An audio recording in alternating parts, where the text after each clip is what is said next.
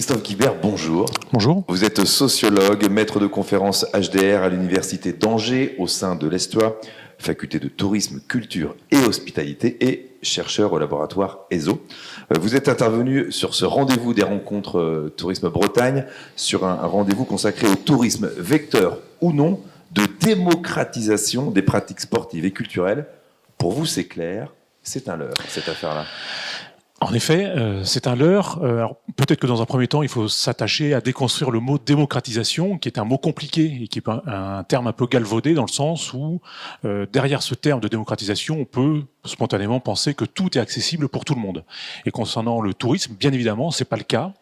Je rappelle que régulièrement les organisations, les observatoires démontrent que en France, un Français sur deux chaque année ne part pas en vacances. Donc statistiquement, ça pose déjà problème. Deuxièmement, on peut aussi indiquer que le tourisme, historiquement, est une activité fin 19e, début 20e, une activité bourgeoise, voire aristocratique. Et dans certaines destinations touristiques, on conserve finalement quelque part ce cachet un peu élitiste, un peu huppé, dans certaines destinations littorales, par exemple, qu'on retrouve en Bretagne, ou sur la côte aquitaine, ou sur la côte méditerranéenne. Autrement dit, les destinations touristiques sont hiérarchisées, allant, pour le faire très schématique, allant des destinations populaires, familiales, vers des destinations plus élitistes, plus classantes symboliquement, socialement. Et donc, en fait, les destinations touristiques fonctionnent un petit peu comme une offre dans laquelle les touristes vont choisir ce qui est à leur goût. Et les goûts, ils sont bien évidemment tout à fait différenciés et ça tient très souvent à l'origine sociale, le milieu social d'origine, donc les parents, la profession, le niveau de salaire et toutes les expériences touristiques passées.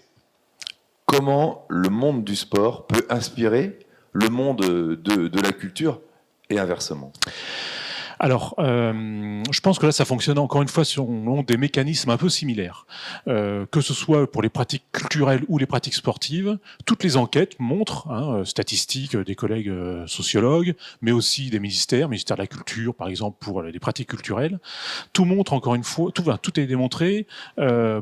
Tout explique que les consommations culturelles ou sportives sont elles-mêmes adossées ou en lien avec des origines sociales. Autrement dit, en fonction de qui l'on est, on ne va pas pratiquer le même sport, on ne va pas pratiquer ou consommer les mêmes pratiques culturelles. Pour le faire très schématique, le golf, ça n'est pas la boxe, et un roman à l'eau de rose, un roman harlequin, ça n'est pas aller à l'opéra le week-end. Donc encore une fois, on a une offre sportive, une offre culturelle qui est disponible, qui n'est pas forcément liée à une dimension économique. L'économique n'explique pas tout. Il y a une dimension éminemment sociale qui explique les goûts, les consommations et les pratiques régulières des Français. Alors, il y a quand même une pratique sportive intéressante et assez exemplaire en termes de mutation. L'exemple de la voile, c'est intéressant. Un loisir de vacances dont la pratique est devenu au fil des années peut-être plus accessible ? Alors c'est peut-être un peu plus complexe que ça. J'ai fait une enquête pour la Fédération française de voile il y a une douzaine d'années et la tendance générale qu'observaient par exemple les moniteurs de voile qui étaient engagés dans les associations, c'était que l'activité était de plus en plus perçue comme une activité de loisir, de plaisir immédiat, que les vacanciers qui vont faire de la voile cherchent à se faire plaisir, aller tout de suite en mer, etc. On observe également le développement assez massif de la voile scolaire, qui permet à une classe d'âge de pratiquer la voile. On observe également des offres ou des prestations ou des politiques associatives très différentes selon les associations de voile. Donc on peut avoir des clubs de voile très orientés vers le socio-éducatif.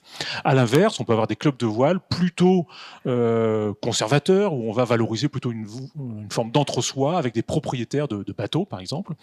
Et donc ce que je veux dire, c'est que derrière ce vocable voile, on peut avoir, encore une fois, une hétérogénéité de pratiques très large. Et donc, pratiquer de la voile, finalement, ça ne veut pas dire grand-chose. Il faut essayer de gratter un petit peu et les voir derrière. Néanmoins, effectivement, la voile est une des activités sportives qui, sur certaines modalités, permet d'être assez accessible. Merci beaucoup, Christophe Avec plaisir. Guibert, pour ces éclairages.